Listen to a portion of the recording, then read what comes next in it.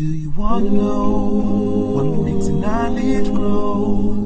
Then everybody watch Deen show. Bismillah, alhamdulillah, assalamu alaikum, peace be unto you. Today we're going to be giving you the 5 top evidences, proof, rational arguments for the existence of the Creator of the heavens and the earth. Now it's a shame that some of us have come to this state where we deny the one who's created us. But we can understand. Some of you might come from a background where there's some weird ideas about the one who created us. So you're intelligent enough to say, no, this is not God. But you went a little bit too far and you said, there is no God at all.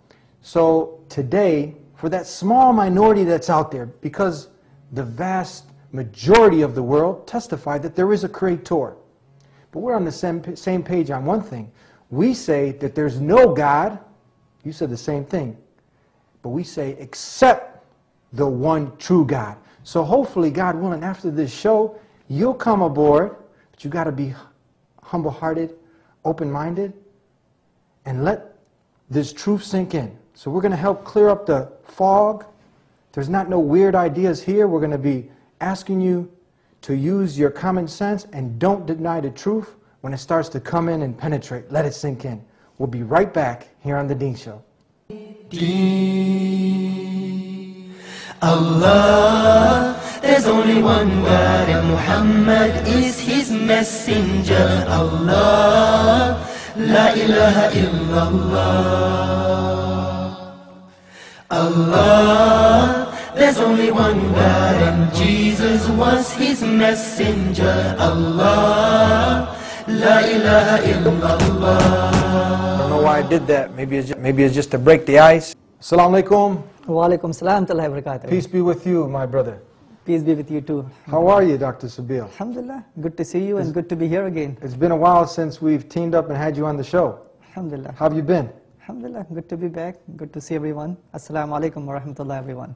So tell us, you're a doctor, you're a medical doctor, but you're also, the doctor is the doctor of the body, you're also a doctor of the soul.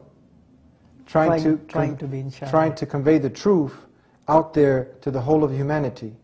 Tell us a little bit about, you work with Gain Peace? Yes, I'm the director of Gain Peace, which is a peace organization. And the purpose of this is to provide education about Islam to those humanity out there who want to know what is Islam, who are Muslims. So we provide them a venue where they could get to know what is Islam, who do we worship, what is the purpose of life, and how we could be the best in this life so we could achieve paradise in the hereafter. Now time is short. There's a small minority of people who deny totally the existence of the one who created us. Now it's evident. You look around you, you see the sun, you see the moon, the different planets, and you see the animals and the different colors and shapes and languages. This is something so unique, but it's bizarre that people would go to those lengths to deny the one who created us. But as I said earlier, we can understand that there are some man-made religions out there, some man-made ways that kind of created some confusion. So they've been intelligent enough to say, no, this can't be the correct way, but they close it off altogether. So we want to hope that they, after this show, will see the rationale and logic behind these arguments and Islam. So let's start off. We're going to go in chronological order. We're going to start from number 5. We're going to give the 5 top arguments for the existence of the Creator of the heavens and earth. Let's start with number 5. Take it away. All right. So I have 5 top arguments, inshallah, which we are going to present. So number 5 would be argument from biology, inshallah. Biology. Okay. Biology. Okay. So Brother Eddie, suppose if you go to beach today after the show, yes, right, just to relax. Once you go to the beach, you will find some water waves coming up on the shore, and you will see some patterns, some markings on the beach that is created by water waves, could be by wind, could be by rain. When you look at that pattern, you would automatically say, this is created by nature. Because nature creates those kind of patterns.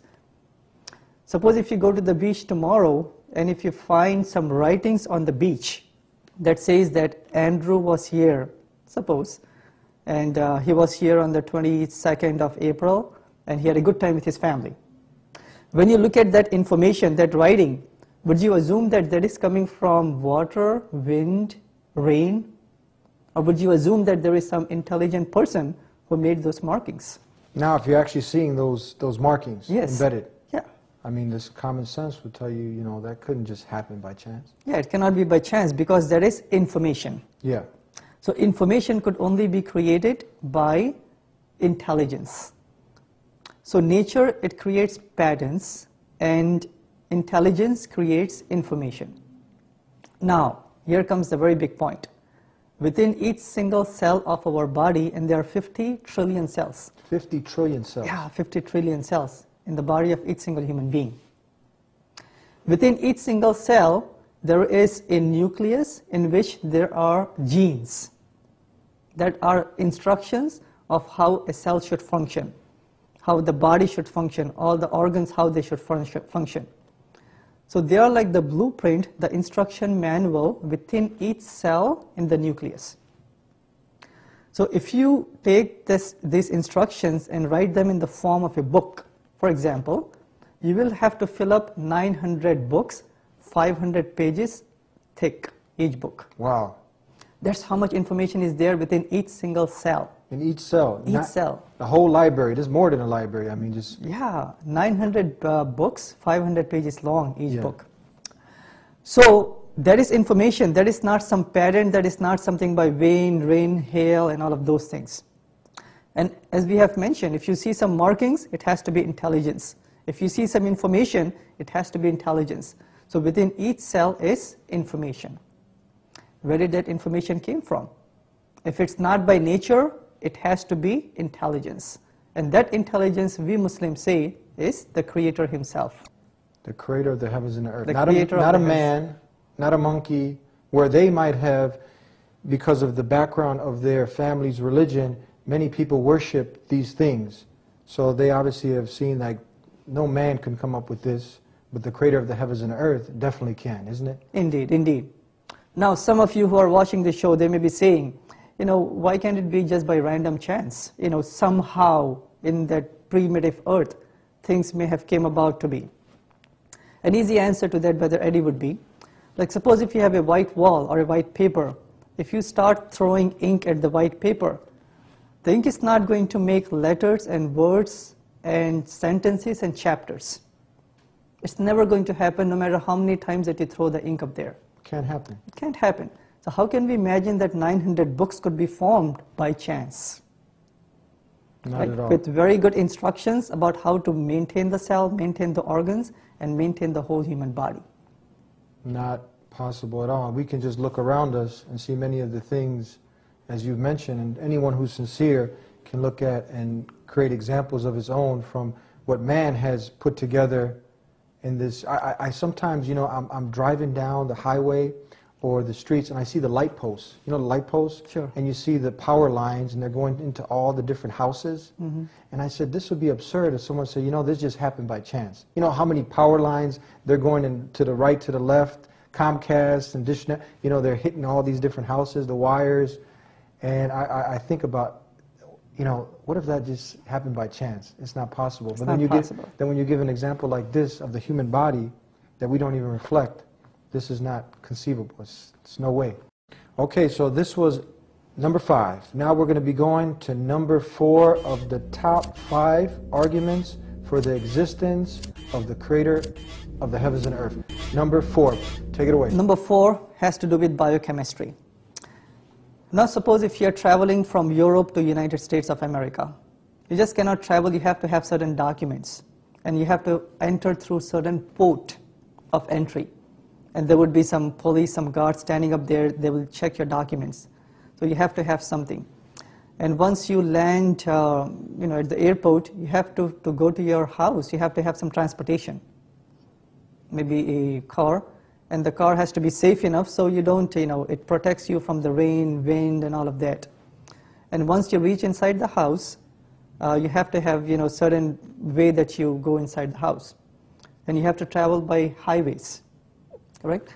So if you take that analogy, my dear friend Eddie, each single cell is more complicated and more efficient than any city or any nation or the whole world combined.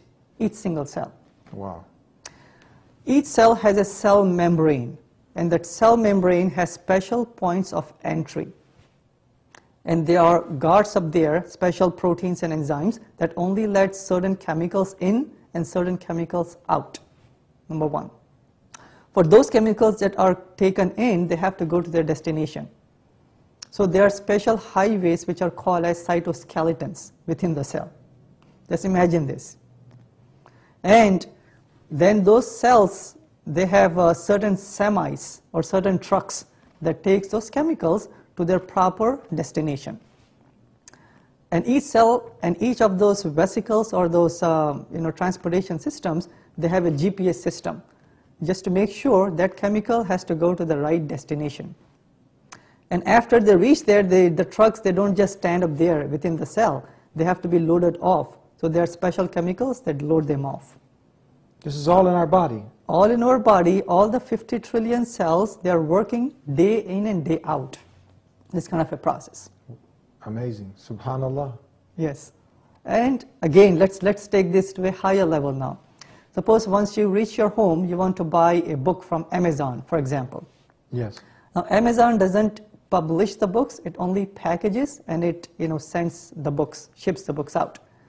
So within each cell, you have a plant that produces the proteins, which are the ribosomes.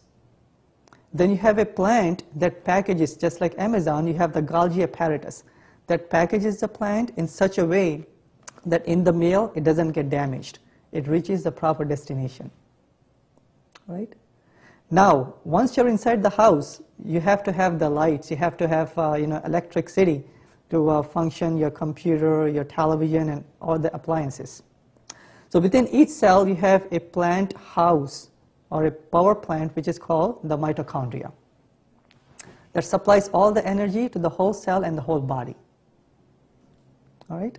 Now, once we are inside the house, sometimes we have to dispose some of the garbage, and garbage trucks, they pick up each day, each week of the day, yes, of the year, right? Yes. You have to have that. If you don't, then it's going to be health hazard, whatever, yes, to the city and to the house. In the same way, there are certain chemicals which are called lysozymes inside the cell that are the garbage disposable units of the cell. All this is working in the body. In the body, inside each single cell. And you don't even have to pay the workers inside. You don't have to It's pay all at free. all. It's all free, my dear brother. Yeah. Yes. So look at it. A full functional city inside each single cell. Wow.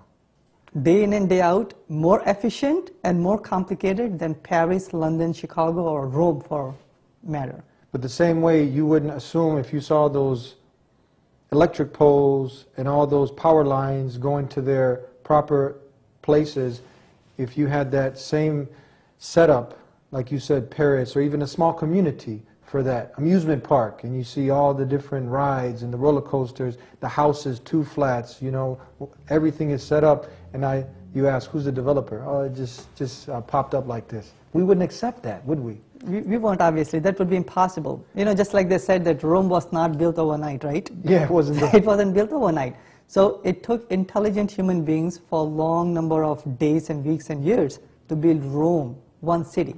Yes. How can we imagine that this complicated city, which is the cell, was built by chance without any intelligence? And from what you're telling us, this cell is more complex than any amusement park, any 2-flat, any big skyscraper, any city, any of these things. Not just complicated, more efficient. More efficient also. Yeah, not every complicated thing is good or efficient, but cell has 2 characteristics, complicated and efficient. It's bizarre how and to what lengths some people will go, but it's amazing. I heard a story once I'd like to share, maybe you've heard it too, when one of the great scholars of Islam, he was having a dialogue with some atheists, and they had made a appointment to meet at a certain time and place. He was purposely late, and then they asked him, they said, why are you late? You're supposed to be a Muslim, you're supposed to be punctual, what's going on? He said, you know what? I came across a bridge and it was broke and I couldn't cross. And they said, well, how'd you get here? He said, well, all of a sudden all the nails and the wood and everything came together and I crossed over. They said, man, you're crazy. Get out of here with that. He said, I'm crazy. He said, what about you? Look at this universe and everything in it, and the cells like you're mentioning, and you're saying this came by chance? You're the one that's got something loose, not me. And I think if the story goes on, I think they accepted Islam, the call to the worship of the one God, worshiping Him alone and not His creation. So we will actually, go ahead, Dr. Sabeel. Number 2 again. Suppose if I tell you, Brother Eddie, that this city, this humongous city, that it is going to replicate itself every few hours. That Chicago is going to replicate itself. All the structures, all the people, all the rights in there, all the electric supplies. It keep on replicating Chicago every few hours, each single day. I say you're crazy. But each single cell is doing that, my dear brother. As complicated it is replicating. So it could make more cells. But we just can't comprehend that. But we can, when you give this beautiful example, this whole city, we can see the city and we say, no, you can't do that. You know how many years it took to build? Yeah, so just imagine that all the scientists, all the research institutions with the modern technology of the 21st century, we cannot even make one single functional cell. Not even one functional cell. Never, we never did that. So how can we assume that nature could have produced that complicated, very efficient cell by chance? Impossible. If it's impossible by human beings or anyone by nature, it has to be pointing to one direction, and that entity is a supreme being who we call as Allah subhanahu wa ta'ala. Before, because we're almost out of time, and it looks like we're going to have to do a part 2 to this. We came to only number 2. And of the top 5, what is it about Islam that's so unique, that fits with human reason, with the intelligence of human being? Let's give them a little bit of the taste of Islam. Talk to us a little bit about Islam. Islam, my dear friends, is very rational and it's easy to understand. It starts with the pure monotheistic belief of the concept of God. Oneness of God, very easy to understand. There is no complicated logic, philosophy involved. God is one in one, easy to understand. Then the way to salvation is very easy. Personal accountability. We don't have to give the sins, no one has to die for us. If I did committed a sin, I would be punished or saved, right? Personal accountability. Number 3, the comprehensive guidance that God has provided. It brings peace and purpose in life, and it provides solution for a person and for the society. There's so many problems out there. And by living this guidance, by knowing the oneness of God, inshallah, each single person would find answers and peace and purpose in life and paradise everlasting in the hereafter. In the book that we have here that God sent over a span of 23 years, as the previous books, some of the books that people have today, is it true that there's no contradictions in this book? There are no flaws, there are no scientific inaccuracies, none of this? No, because the Quran itself says that in chapter 4, verse number 82, don't they ponder over the Quran? Had it been from anyone besides Allah, you would have found many contradictions in it. That's a challenge. It's a challenge. No single contradiction of scientific nature, of historical nature, of prophetic nature, anything at all. Then last but not the least, Quran also mentions in chapter 41, verse number 53, that God is going to provide the signs in the universe and within ourselves that may become apparent that this is the truth. And indeed, it is the truth, and over 1.5 billion people testified to it, and it is something that if you look at it with an open heart and open mind, you'll come to the same realization. We're going to have to do part 2 of the 5 top arguments for the existence of God. Make sure you come back next week so we can continue, and we'll see you then, inshallah, God willing. Peace be unto you. Do you want to know what makes knowledge grow? Then everybody watch Deen Show. Bismillah, alhamdulillah, assalamu alaikum, peace be unto you. Welcome back to the Deen Show. This is part 2. We were covering the top 5 arguments for the existence of the Creator of the heavens and the earth. When we come back, we've gotten to number 2, so we're counting it down. You don't want to go nowhere. We'll be right back to continue this fabulous show. We'll be right back on the Deen Show. Assalamu alaikum. Deen. Allah, there's only one God, and Muhammad is his messenger. Allah, la ilaha illallah. Allah. There's only one God and Jesus was his messenger. Allah, La ilaha illallah. I don't know why I did that. Maybe it's just to break the ice. Our audience doesn't have to take an Arabic class. For all our non-Muslim guests, our brothers in humanity, who I always say we want them to be our brothers in faith. Inshallah. We want the best for everybody, don't we? Yes, indeed, indeed. We want them in paradise.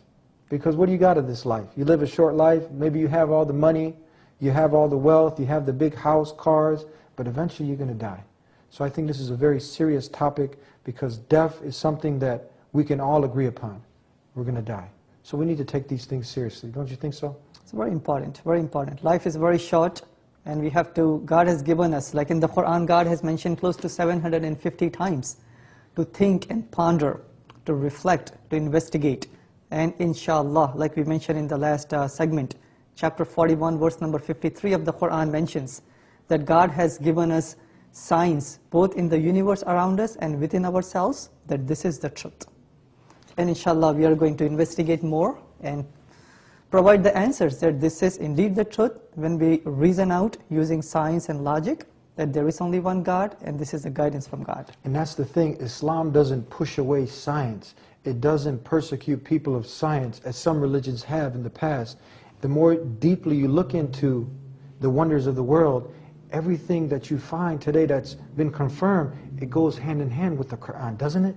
Indeed, indeed it does. So let's go now and continue on giving the 5 top arguments for the existence of the Creator of the heavens and the earth. We went from 5, 4, you ready for number 3?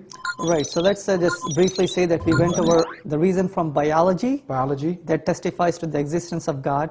From biochemistry, we give evidence that it cannot have, the cell cannot have came about by itself. It is so complicated and efficient. God has to be the creator. And now, inshallah, we'll touch upon argument number 3, 2, and number 1, inshallah. So if you didn't see arguments 5 and 4, you can go back to thedeenshow.com, THEDEN show.com. You have your own private section there. People can see some of the previous shows we've done. Take it away with number 3. Number 3 is dealing with the evidence from physics. Physics. Brother Eddie, was physics your favorite topic in college? Not at all. Not at all. But we'll just touch upon it, inshallah. Yes. Okay. Now, there is a theory or fact in physics which is called as the second law of thermodynamics. It's a very big word, but it's very simple to understand. It basically says that things move from order to disorder. For example, suppose if you don't take up this place, if you don't take care of it, eventually, the paint is going to peel off, the dust is going to pile up, and eventually, things are going to disintegrate. So from order to disorder, this is what this law says. Now, if you take this law to the logical consequences, this whole universe is a big system. It also has to move from order to disorder. So what the scientists have said that if long enough time passes, that means we will be in the total state of disorder. Each single atom within myself, within the whole world out there, they are moving, they are revolving, each single atom. Yes. Electron and protons and neutrons within each single atom. All that energy is one day going to expire. So we will be eventually going through the heat death of the universe. So that is what eventually will happen if long enough time passes. So when we converse with the atheists sometimes, or people who deny God, they say that this world is in existence forever. It is infinite. That's what they say. That's what they say, right? It has always been like this. But according to the second law of thermodynamics, if long enough time passes, we'll be in a state of total chaos and heat death. That means I shouldn't be speaking. There should not be any sun, moon, or any motion to begin with. That only happens if long enough time passes. I'm speaking, you're hearing, right? You have the monitors, you have the lights up here. That means we are not in the state of heat death, are we? No. We are not. Since we are not in the state of heat death, that means long enough time has not passed. If long enough time has not passed, that means the time began, the universe began. If the universe began, that means anything that begins to exist has to have a beginner. Yes. And the beginner, we Muslims say, is Allah, the Creator Himself. Not existed, how can it create itself? Definitely. Right? So this is argument number 3 with Dr. Sabeel here on the Deen Show. We're going to take a break. I know you're excited. We're counting down. We've gotten from 5, 4, 3. We got 2 and 1 left.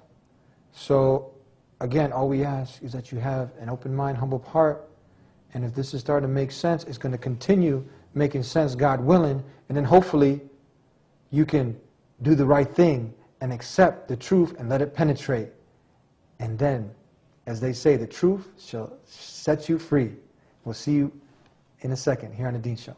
Allah, there's only one God. When you look at the Bible and it says the earth has 4 corners,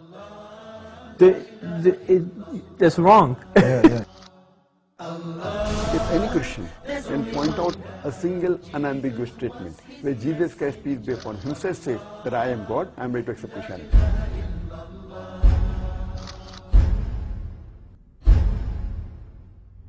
Back on the Deen Show with Dr. Sabeel, giving you the top 5 arguments for the existence of the Creator of the heavens and the earth. To many people, to the vast majority of the world, this is apparent. You just have to look outside and you see the sun and you see the mountains and you see this universe and you see the different colors and shapes, sizes. It's something that just any rational human being, even if he didn't agree with the religion or man-made religion organized by man, he should go a little bit further, and hopefully this show will stimulate him to turn that light back on, to continue the same way a person looks for the material things and success in this life. He'll look for the ultimate success, not only in this life but also in the hereafter, because we, as we said, we're all going to die. This is a serious topic, and we're counting it down from 5, 4, 3. Are you ready for number 2? Number 2, inshallah. Let's go for it. Let's go. Number 2, here on the Deen Show. Number 2 is the evidence from the fine-tuning of the universe. Now, an analogy really quick. You know, we are sitting in the studio up here. We are sitting down on the chair. The chairs have to be arranged in a proper way. The cameras are focused in such a way that they don't point down to the floor or up there. They're focused in the right place. Yes. You have the proper lighting. The whole thing is fine-tuned so we could have a proper, friendly conversation up here. Absolutely. So as we are sitting down here, how come we are not floating? How come we are not, crushed ourselves? That means there is enough gravity to hold us down in the right amount of gravity so we could sit down properly. Specifically here on the earth. Yes, on the earth. So suppose if the gravity was a little bit less, we would be floating. Okay? Yes. Just imagine. Or if the gravity even is lesser, we'll be floating off into space. Yeah. If the gravity is more than what we have right now, that means we will be crushed ourselves on our own weight. We won't exist. We don't think about these things. Amazing. Somebody has placed the right amount of gravity on Earth. Just the right amount. Just the right amount. The air that we are breathing over here right now, the air has to contain about 78% nitrogen and about 21% oxygen. Suppose if the oxygen percentage was higher or lower, that means the way that we are breathing, what would happen? we won't be able to survive the way that we are surviving right now. So it has to be exactly the right amount. And it is exactly the right It amount. is the right amount. Who placed the right amount of oxygen for us to breathe? For us, for animals, for the plants to survive? So if somebody brings you a cup of coffee and it's just the right amount of sugar, because some people won't drink the coffee if it's not just the right amount of cream and sugar, and it just happened to come to you, and it's simple examples, and now you just said, oh, this coffee's great, just the right amount of sugar. Who put this in here? Oh, it just came like that, it just happened. Yeah, and when we're speaking about coffee, we're just speaking about one human being, for our taste buds. Yeah. But over here, we're speaking about life and death. Exactly. Life and death, okay? Same way, suppose if the shape of the earth and the distance between the earth and the sun, it is exactly the right distance. If it were any more closer, we'll be so hot on this earth, life would have perished. If we were a little bit away from the sun, it would be too cold. Even then, the life would have perished. So there are so many parameters, so many different variables which are so fine-tuned on earth, in our bodies, within ourselves, and in the universe, that they cannot have came about by chance. This is amazing, amazing, amazing. I look at some gadgets, some things you can't understand, but you can't deny it because you don't understand. You open up, let's say, a car engine, or you open up a computer, or some high-tech piece of machinery, and if you're not versed in that, if you're not an engineer, and you don't know about this gadget, there's no way. You look at it and you're like, this is amazing. All these little fine instruments inside, and everything is running according to its precise mechanism. It was built for a purpose. You can't understand it, but you don't deny it.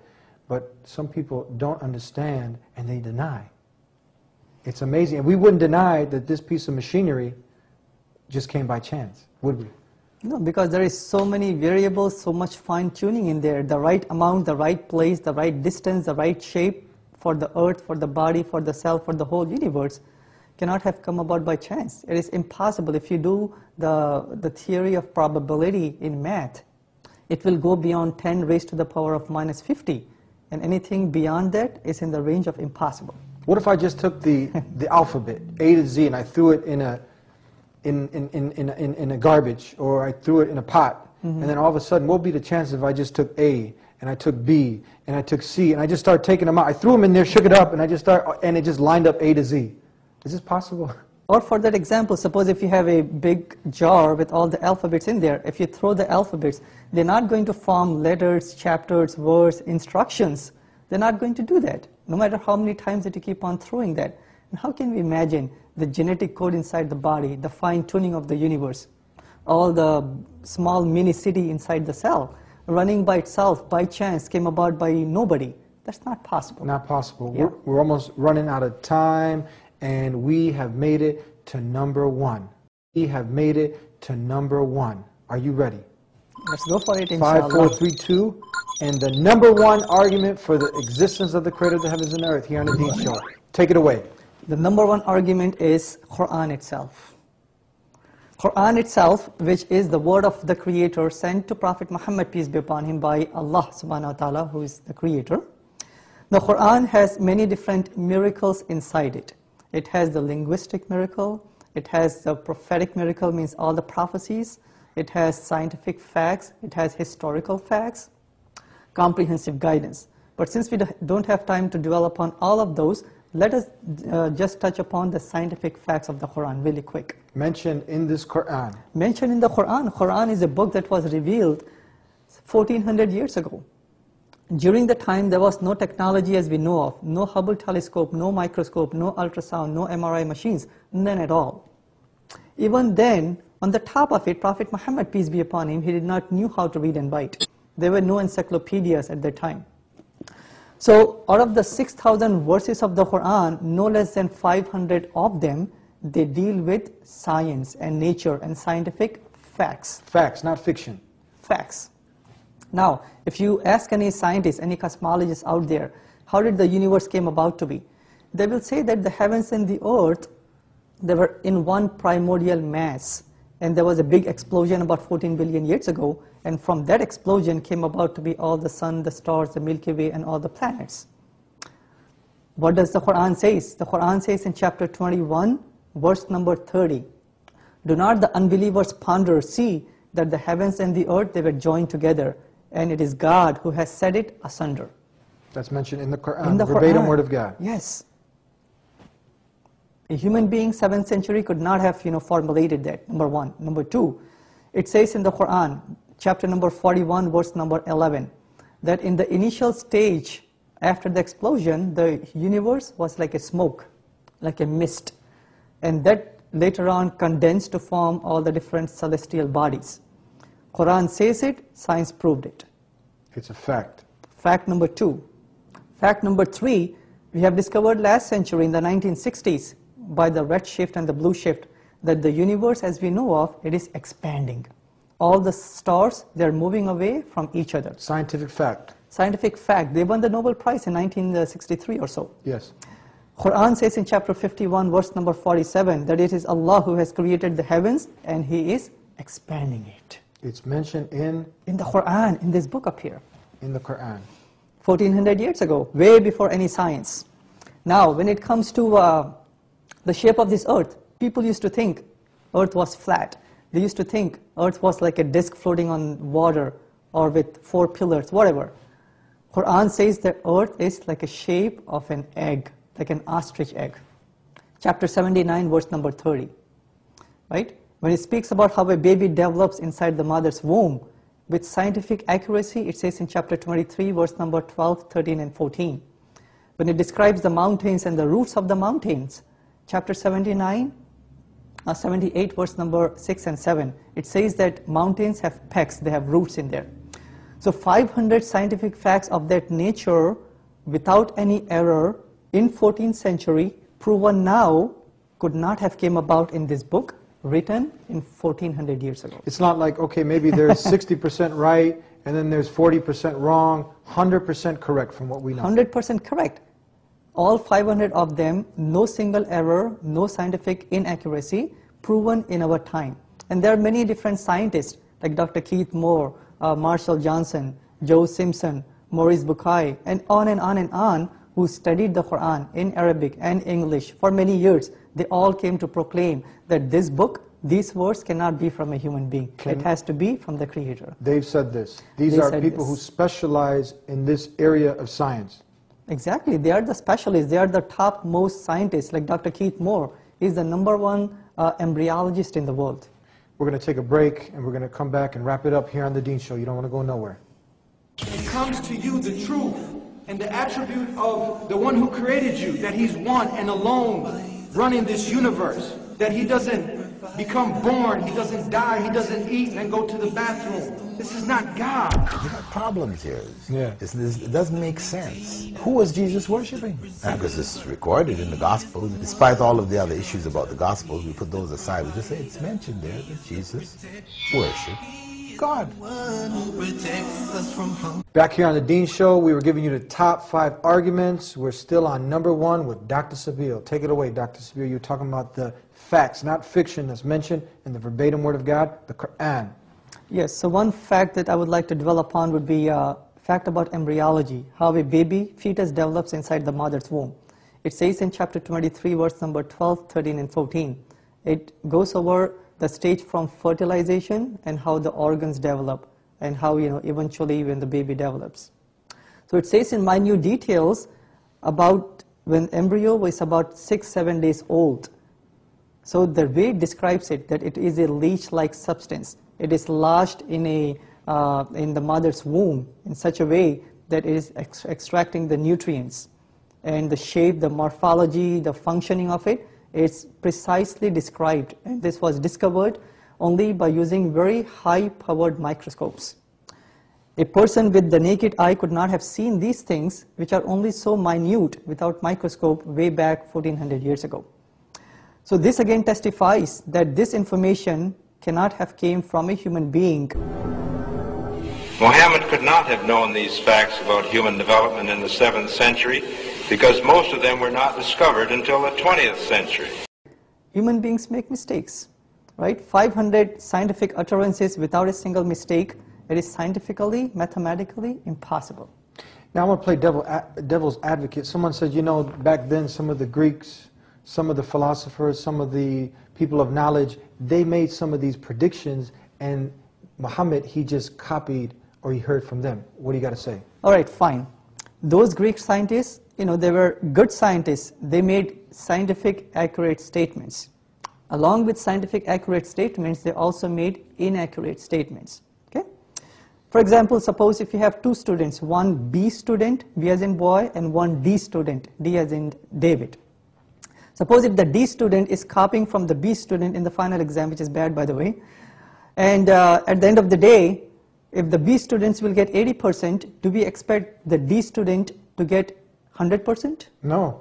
No, because if he's copying from the B student, he'll be copying the right answers and he'll be copying the wrong answers from the B student. But the Quran has all of them 100% accurate. So if the Quran would have copied from the Greek, Roman, Egyptian scientists, how come the Quran left out the inaccurate statements or only extracted the accurate statements? unless it is coming from the Creator Himself. It's impossible. Impossible. And that was number one. Now let's wrap it up with a call. We said for someone to accept the way of life that will grant them peace, happiness, success, not only in this life, but also in the hereafter, they have to say what the atheist said, a part of it, that there's no God, that God's not a man, a woman, He doesn't have a DNA, He doesn't walk the earth, He doesn't have a zip code, an area code. This is not God. So tell us, what's the natural way that already the light bulbs come on, because you've given some fabulous arguments, and I think only a person who's not being sincere and rational and wants to continue following their desires, they might tune off. But I think they even are tuned on.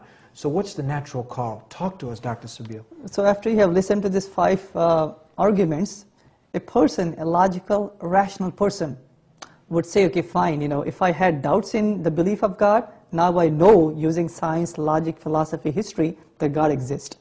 If God exists and there are so many religions, how do we know which is the right one? And we have just shown to you that God has given to us the final testament in the Quran. So this is the right message, and Islam, which is submission to one God, is the right guidance that God has given to us. In there, a person will find solutions. Everyone wants to know, what is the purpose of life? Are we just here to make money, work day in and day out, or is there more to life? So God says in the Quran, chapter 51, verse 55, that the purpose of life is to worship the Creator. So once we do that in the holistic sense, we will find peace and purpose. And then a person will have solutions to all the problems that the person is going through. Solutions to the society. Solutions of economic problems, of drugs, homosexuality, broken families, any problems, Islam has solutions to it. So if a person ponders about Islam, looks at the evidences that God has provided to us, and embraces it, that means the person would have peace and purpose in life and paradise in the hereafter, inshallah. That's right, simple as that. And there's a number coming up right now below the screen. There's no God except the one God. There's no deity worthy of worship except the Creator of the heavens and earth. And if they want to put the key in the door, if they like what we have to say, they want more information, they want to talk to you, they want to talk to somebody else, and they just need some extra motivation, they can call 1-800-662-ISLAM. Yes, indeed, inshallah. Thank you very much, Dr. Sabeel, for being with us here on the Deen Show. We look forward, inshallah, to having you back again. Thank you very much, everyone. And that was our brother, Dr. Sabeel. He gave you the top 5 logical arguments for the existence of the Creator of the heavens and the earth. You don't have to look very far. You just got to look deep inside yourself. And he gave some beautiful examples. And then you look outside of yourself and you see everything in this universe. Design indicates a designers. And that designer is no other than the Creator of the heavens and the earth. Jesus, He called Him by the name Allah. In Arabic we say Allah. And there is no God, like you agree, except Allah. He's not a man. He doesn't sleep. He doesn't rest. He doesn't have children. He doesn't do the things that human beings do. He is the Creator. Everything else is His creation. That is where the confusion probably came up. And you saw all the contradictions in that way of life of your parents and your forefathers. But there is not one contradiction in the Quran. Dr. Sabeel gave some beautiful evidences. And the Quran, Allah, the Creator of the heavens and earth, He makes a challenge. If this Quran was from other than the Creator of the heavens and earth, you would find contradiction, discrepancies. Find one. There's so many facts you can ponder over. And it's there, but you got to be sincere. You got to want the truth. And death is a reality. Death is a reality, and that's what makes this topic, this, more serious. We want to be successful in this life and the hereafter, and there's nothing better than that peace and contentment, that satisfaction you get from knowing the purpose of life, and when you die, getting paradise. And we want you to be in paradise. So give us a call, 1-800-662-ISLAM. You can also see listen to our new radio show at thedeenshow.com blog section. Tune in every week. We're here to help you develop a better understanding. We'll see you next time, God willing. Peace be unto you.